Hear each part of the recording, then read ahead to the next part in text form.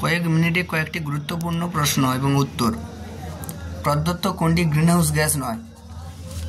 এ nitrous oxide, B carbon dioxide, C methane, D oxygen. সঠিক উত্তরটি হলো group D oxygen. নিচের কোনটির তাপন মূল্য বেশি? Diesel, petrol, LPG, kerosene. এটার জন্য আমরা একটি ট্রিক ইউজ করব, সেটি হলো কমলাকান্ত কেক ডিম পেলে প্রায়ই রান্না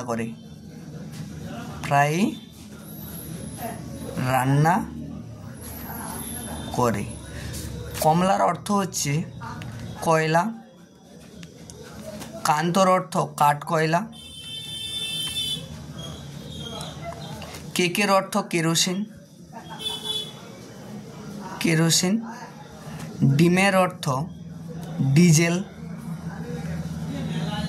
পেলের অর্থ পেট্রোল,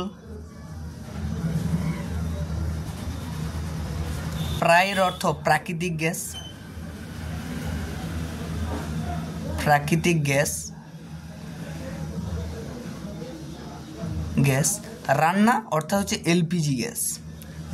তোমরা জানবে উপর থেকে যত নিচের দিকে নামতে থাকে কি হয়, যে তাপন মূল্য পরপর বৃদ্ধি হতে থাকে। তাপন মূল্য পরপর বৃদ্ধি পেতে থাকে উপর থেকে নিচের দিকে যত আসে।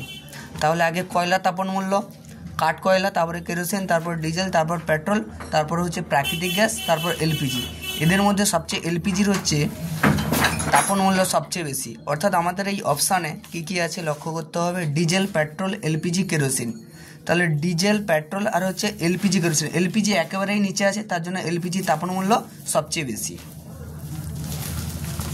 পরবর্তী প্রশ্ন, গ্রিনহাউস গ্যাস হিসেবে পৃথিবীর উষ্ণতা বৃদ্ধির জন্য কোন গ্যাসটির অবদান সবচেয়ে বেশি? A nitrous oxide, B methane, C carbon dioxide, D জলীয় বাষ্প, যাকে H2 বলা হয়। এর মধ্যে কোনটি হবে না, এর মধ্যে হবে CO2 carbon die oxide. Next question, বায়ুমণ্ডলের উষ্ণতম স্তর হলো আয়োনোস্ফিয়ার, ওজোনোস্ফিয়ার, এক্সোস্ফিয়ার, থার্মোস্ফিয়ার। বায়ুমণ্ডলের সবচেয়ে উষ্ণতম স্তর হলো কি থার্মোস্ফিয়ার। এখানে সবচেয়ে বেশি পরিমাণে উষ্ণতা থাকে, লক্ষ্য করা যায়। এখানে কোনটি নবীকরণযোগ্য শক্তি নয়, অর্থাৎ পুনরায় ব্যবহার করা যাবে না এরকম ধরনের শক্তি কোনটি নয়? নিচের কোনটি হচ্ছে পুনর্নবীকরণযোগ্য শক্তি নয়?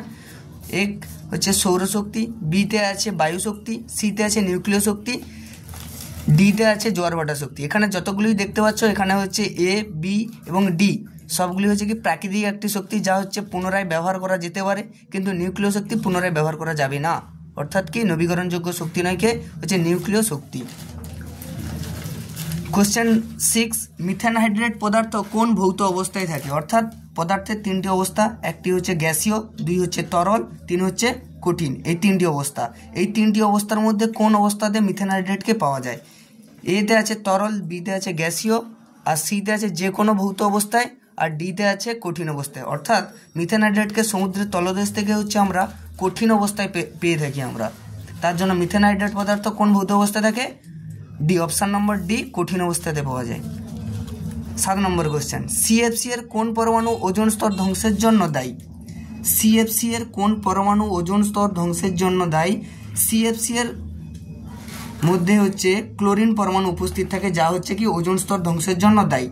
এখানে অপশানে আছে ফ্লোরিন আছে, ক্লোরিন আছে, আর কার্বন, আর হলো সবকটি। এখানে তাহলে অপশান নম্বর বি, ক্লোরিন গ্যাস। বায়ুমণ্ডলের সর্বনিম্ন উষ্ণতা দেখা যায় কোথায়? ট্রপোপোজে, ওজোন স্তর, মেসোপোজে। বায়ুমণ্ডলের সর্বনিম্ন উষ্ণতা দেখা যায় হচ্ছে মেসোপোজে। এখানে উষ্ণতা হচ্ছে -92 থেকে -93 ডিগ্রি সেন্টিগ্রেডের মধ্যে উপস্থিত থাকে। এই মেসোপোজের উষ্ণতা -92 থেকে -93 ডিগ্রি সেন্টিগ্রেডের মধ্যে উপস্থিত থাকে। ভ্যান অ্যালেন বিকিরণ বায়ুমণ্ডলের কোন স্তরে দেখা যায়? ভ্যান অ্যালেন বিকিরণ বায়ুমণ্ডলের কোন স্তরে দেখা যায়? Mesosphere, magnetosphere, exosphere, thermosphere. কোথায় লক্ষ্য করা যায়? ভ্যান অ্যালেন বিকিরণ লক্ষ্য করা যায় হচ্ছে ম্যাগনেটোস্ফিয়ারে। ম্যাগনেটোস্ফিয়ারে হচ্ছে ভ্যান অ্যালেন বিকিরণ লক্ষ্য করা যায়। এর পরবর্তী কোশ্চেন 10 নম্বর কোশ্চেন, এলপিজির প্রধান উপাদান কি? Methane, butane. এলপিজির প্রধান উপাদান হলো বিউটেন। 2025 মাধ্যমিকের বিশেষ বিশেষ লং কোশ্চেনগুলি হলো প্রথম চ্যাপ্টারের পরিবেশের জন্য ভাবনা, এই চ্যাপ্টারের বিশেষ কিছু লং কোশ্চেন হলো স্থিতিশীল উন্নয়ন বলতে কি বোঝো, এর লক্ষ্য বা উদ্দেশ্য কি। তার পরের কোশ্চেন হচ্ছে ওজোন স্তর ধ্বংসের কারণগুলি বিক্রিয়া সহ লেখো, অর্থাৎ ক্লোরিন গ্যাসের উপস্থিতি বা সিএফসি গ্যাসের উপস্থিতিতে যেভাবে হচ্ছে ওজোন স্তর ধ্বংস হয় সেগুলোর হলে কারণগুলি লেখো, আর এর ফলে ওজোন স্তর ধ্বংসের ফলাফলগুলি লেখো, এর ফলে কি ঘটে ওজোন স্তর ধ্বংসের ফলে তা লেখো। নেক্সট কোশ্চেন, নবীকরণযোগ্য শক্তি কি। আর পরবর্তী কোশ্চেন, পাওয়ার অ্যালকোহল বলতে কি বোঝো, পাওয়ার অ্যালকোহল কোন কোন উপাদান দ্বারা গঠিত হয়।